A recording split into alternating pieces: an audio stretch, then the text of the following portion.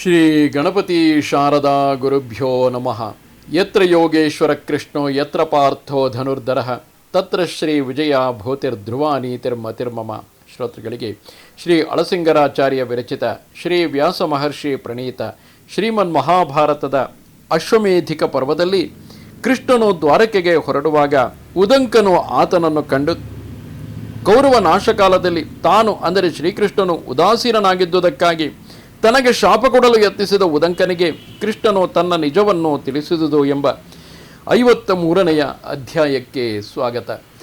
ಮಹಾಭಾರತ ಯುದ್ಧವು ಮುಗಿದು ಶ್ರೀಕೃಷ್ಣನು ಪಾಂಡವರಿಂದ ಬೀಳ್ಕೊಂಡು ತಾನು ತನ್ನ ನಗರಿಯಾದಂತಹ ದ್ವಾರಕೆಗೆ ಹೋಗುತ್ತಿರುವನು.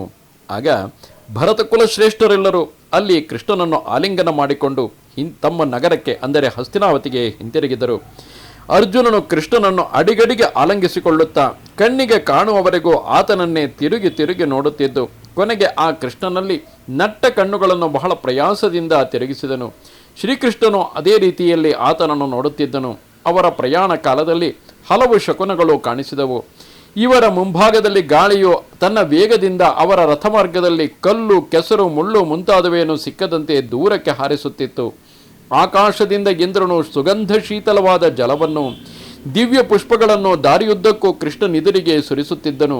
ಕೃಷ್ಣನು ಸಮವಾಗಿರುವ ಆ ಮರಳು ಕಾಡುಗಳಲ್ಲಿ ಹೋಗುವಾಗ ಮುನಿಶ್ರೇಷ್ಠನು ತಪಸ್ಸಿದ್ಧಿಯಿಂದ ಲೋಕಪ್ರಸಿದ್ಧನೂ ಆದ ಉದಂಕ ಮಹರ್ಷಿಯನ್ನು ಕಂಡನು. ಕೃಷ್ಣನು ಆತನನ್ನು ಪೂಜಿಸಿ ತಾನು ಆತನಿಂದ ಪೂಜಿತನಾಗಿ ಕ್ಷೇಮ ಲಾಭಗಳನ್ನು ವಿಚಾರಿಸಿದನು.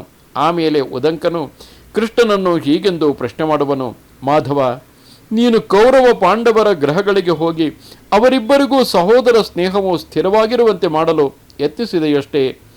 ಅದನ್ನು ನನಗೆ ವಿವರವಾಗಿ ತಿಳಿಸಬೇಕು. ವೀರರು, ಪರಸ್ಪರ ಸಂಬಂಧಿಗಳು, ಯಾವಾಗಲೂ ನಿನಗೆ ಪ್ರಿಯತಮರೂ ಆದ ಅವರಲ್ಲಿ ಸಮಾಧಾನವನ್ನು ಮಾಡಿ ಬಂದೆಯಷ್ಟೇ. ಪಂಚ ಪಾಂಡವರು, ಧೃತರಾಷ್ಟ್ರ ಪುತ್ರರು ಒಂದಾಗಿ ಸೇರಿ ಸಮಾಧಾನದಿಂದ ನಿನ್ನೊಡನೆ ಇರುವಂತಾಯಿತಷ್ಟೇ.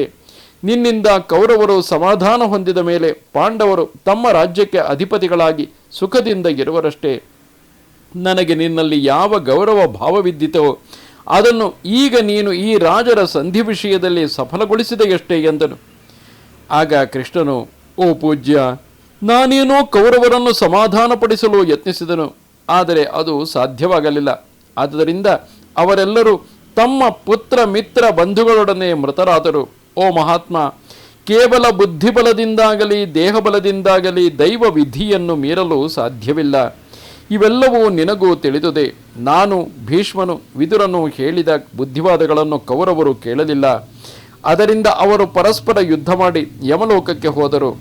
ಪಾಂಡವರ ಕಡೆಯಲ್ಲಿಯೂ ಅವರ ಮಿತ್ರರು, ಪುತ್ರರು ಹತರಾಗಿ ಪಂಚ ಪಾಂಡವರು ಮಾತ್ರ ಉಳಿದಿರುವರು ಎಂದನು.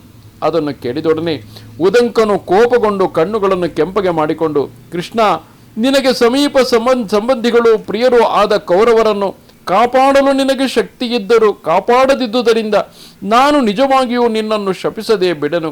ಓ ಮಧುಸೂದನ, ನೀನು ಅವರನ್ನು ಬಲಾತ್ಕಾರದಿಂದಲಾದರೂ ಯುದ್ಧದಿಂದ ನಿವಾರಿಸದಿದ್ದುದಕ್ಕಾಗಿ ನಿನ್ನ ಮೇಲೆ ನನಗೆ ಆಕ್ರೋಶ ಉಂಟಾಗಿದೆ. ನಿನ್ನನ್ನು ಶಪಿಸುವೆನು.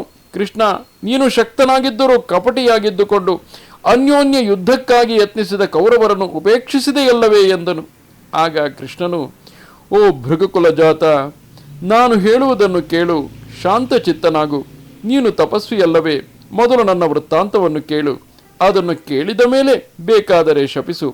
ಮನುಷ್ಯರು ಅಲ್ಪವಾದ ತಪಸ್ಸಿನಿಂದ ನನ್ನನ್ನು ಶಪಿಸಲಾರರು. ಓ ತಪಸ್ವಿ, ಇದರಿಂದ ನೀನು ನಿನ್ನ ಅಲ್ಪ ಸ್ವಲ್ಪ ತಪಃಫಲವನ್ನು ಕಳೆದುಕೊಳ್ಳುವುದು ನನಗೆ ಸಮ್ಮತವಿಲ್ಲ. ನಿನ್ನ ತಪಃಪ್ರಭಾವವು ಜ್ವಲಿಸುವಂತಿರುವುದು. ನಿನ್ನಿಂದ ಗುರುಗಳು ಪ್ರೀತರಾಗಿರುವರು. ಓ ಬ್ರಾಹ್ಮಣೋತ್ತಮ, ನೀನು ಹುಟ್ಟಿದುದು ಮೊದಲು ಬ್ರಹ್ಮಚಾರಿಯಾಗಿರುವುದನ್ನು ನಾನು ಬಲ್ಲೆನು. ಪ್ರಯಾಸದಿಂದ ಅರ್ಜಿಸಿದ ಆ ನಿನ್ನ ತಪಃಫಲವನ್ನು ಕೆಡಿಸಿಕೊಳ್ಳುವುದು ನನಗೆ ಇಷ್ಟವಿಲ್ಲ ಎಂದನು. ಇದು ಶ್ರೀಮನ್ ಮಹಾಭಾರತದ ಅಶ್ವಮೇಧಿಕ ಪರ್ವದಲ್ಲಿ 53ನೇ ಅಧ್ಯಾಯವು. ನಮಸ್ತೆ ಶಾರದೆ ದೇವಿ ಕಾಶ್ಮೀರ ಪುರವಾಸಿನಿ ತ್ವಾಮಹಂ ಪ್ರಾರ್ಥಯೇ ನಿತ್ಯಂ ವಿದ್ಯಾದಾನಂಚ ದೇಹಿಮೆ. ನಮಸ್ಕಾರ.